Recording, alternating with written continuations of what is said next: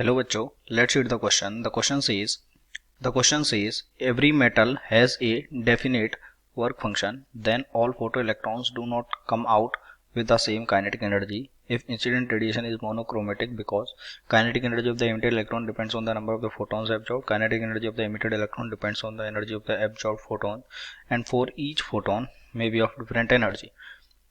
All electrons in an atom do not have the same energy level and all electrons have the same kinetic energy.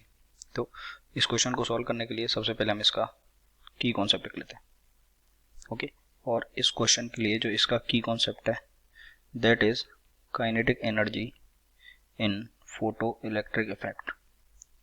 In photo electric effect, ये इसका की concept हो गया.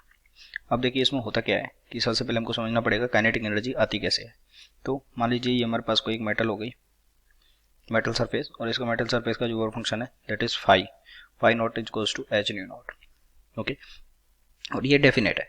अब जब इस metal की सरफेस पर कोई frequency which is greater than new not का अगर हम लाइट डालेंगे तो लाइट की फोटोन्स की एनर्जी कितनी होगी, एच न्यू. तो यहाँ से इलेक्ट्रॉन का इमिशन हो जाता है और इन इलेक्ट्रॉन्स को क्या बोलते हैं, फोटो इलेक्ट्रॉन, और इन इलेक्ट्रॉन के पास काइनेटिक एनर्जी होती है.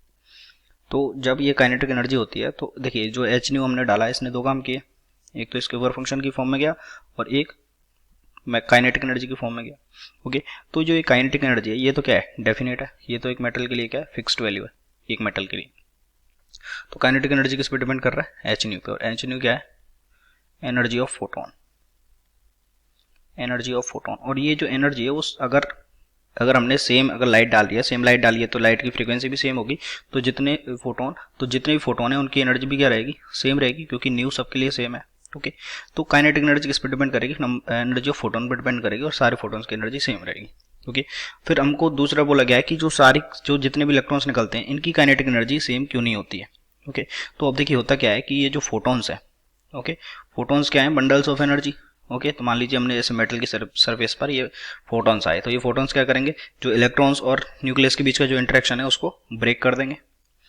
जब इसको ब्रेक कर देंगे तो इलेक्ट्रॉन्स के पास एनर्जी आ जाएगी और इलेक्ट्रॉन बाहर आ जाएंगे. लेकिन ये जो इलेक्ट्रॉन है ये कितनी एनर्जी एब्जॉर्व कर रहा है वो उसके किस पे डिपेंड करता है, वो कौन से लेवल में है. NH+1 में है, NH+2 में है, कुछ इलेक्ट्रॉन NH+4 में हो सकते हैं. तो जितने अगर डिफरेंट लेवल्स में है, तो अगर डिफरेंट एनर्जी लेवल्स में है तो जो एनर्जी एब्जॉर्ब वो भी क्या करेगा, डिफरेंट करेगा. और जब डिफरेंट एनर्जी एब्जॉर्ब करेगा तो ये काइनेटिक एनर्जी भी क्या होगी, डिफरेंट होगी.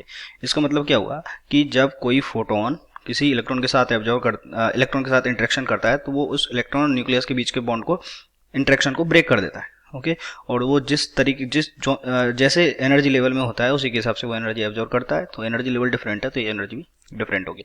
तो kinetic energy of the emitted photo electron depend on the number of photons absorbed. इस पर डिपेंड नहीं करती, हमने अभी देखा.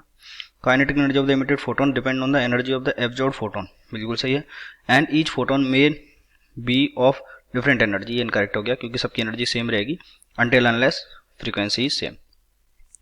All electron in one atom do not have the same energy.